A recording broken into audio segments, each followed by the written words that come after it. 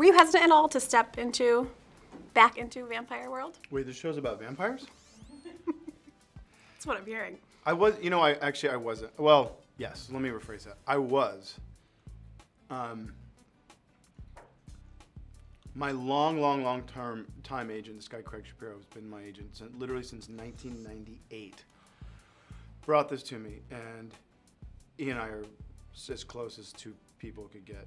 And he just said, I know what you're gonna think, but there's a whole other world here, and it actually has nothing to do with what you've been doing for the last decade. And it doesn't. It has nothing to do with the energy and feel that Vampire Diaries was. And when this hit in '09, it was a very special time. Twilight was the biggest thing since sliced bread, you know?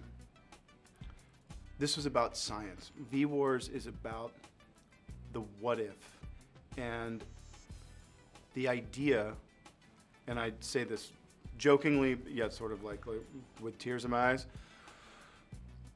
but the climate aspect of it is what was so unique to me. Due to rampant glacial deterioration, things that have been sealed and tucked away safely in ice, where they've been for millennia, tens of thousands, if not hundreds of thousands or millions of years, are now starting to come up. And it just so happens that it's kind of perfect timing for the release of our show, but the scientific community is now, in reality, out there publishing article after article after article that this is a massive, massive concern. I literally just on the way here was reading an article that there is a virus that's killing seals and sea otters and sea lions and stuff because of all the ice melting. So the time is now. The story was incredibly relevant. It was written in 2012. Vampire Diaries was written in '92 in the Valley in Los Angeles, right? So this is a very relevant, very hard-hitting story, and that's what, you know, I saw. It's 5 books, so there's a tremendous amount of stuff to mine from. It's a huge piece of IP. Yeah. Dozens of comics. Jonathan Mayberry and his prolific writers team, they're prolific. So That's incredible. Nice. And to be able to tell perspectives of other people. You know, Mayberry was smart. He wanted to write this series, but he wanted to tell stories of different parts of the country. And he said, look, I'm a white guy I live in San Diego. What do I know about being on a border town? And so he found all of these incredible writers that he loves, put them all together. So your perspective is fresh. Your perspective is on point. Your perspective is real. And that's what's really cool. Yeah, for sure. Tell me about this character and what he's like. Luther Swan, nicest guy, lives a wonderful, simple life. He goes for a run in the morning with Michael Fain, his best buddy, after they have their, single origin coffee in their Patagonia. You know what I mean? Just the polar opposite from Damon. His star really rose, and he studies infectious disease. He very quickly, he's young. I mean, he's 30, so he's 38. So he became a very well-respected scientist, research doctor in the field of infectious disease, in the hopes of saving and protecting the world from exactly what I'm talking about. I wanted to play a guy whose superpower was just being a good dad. He's a dad, he's a husband, he's a doctor. Literally, that's the guy's superpower. To me, scientists are superheroes. Great parents are superheroes. I am a parent now. I do recognize that it takes being a bit of a superhero to be a good parent.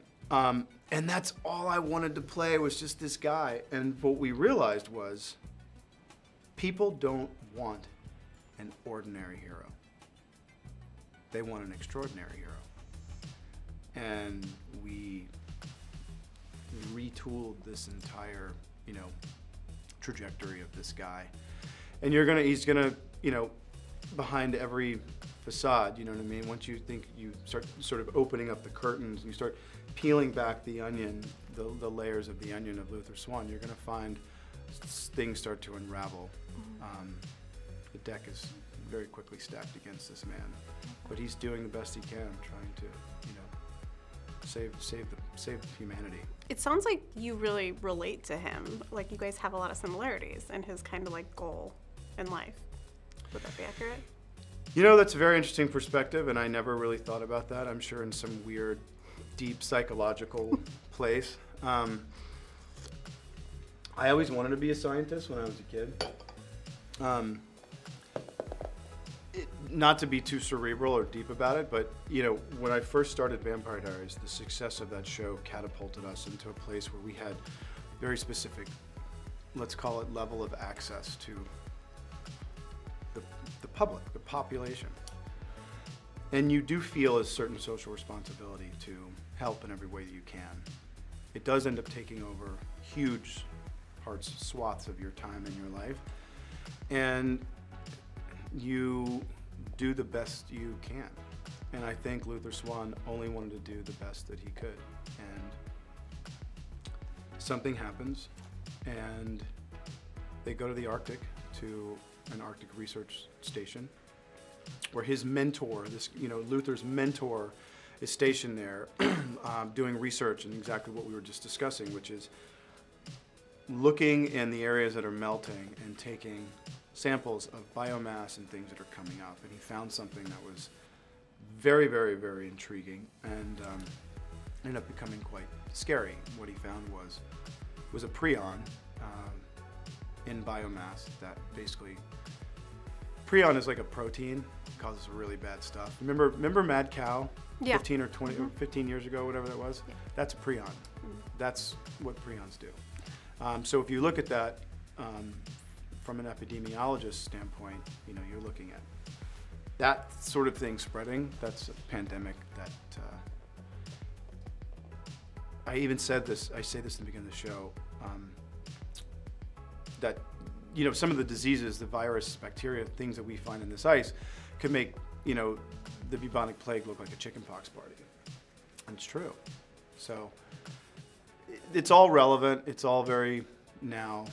And that's, I think I'm going to have to do some deep therapy, and I'll find out why I wanted to be Luther Swan. Because you want to fix the world. That's why. That's my guess. I know how the world will be fixed. I think the world will be fixed when it's run by women. I can apply And I'm not that. saying that because you're a woman. It's not that I'm trying to sort of like play into some No, of feminist course. ideology. It's the way, it's like, you know. Absolutely. Agreed. Yeah.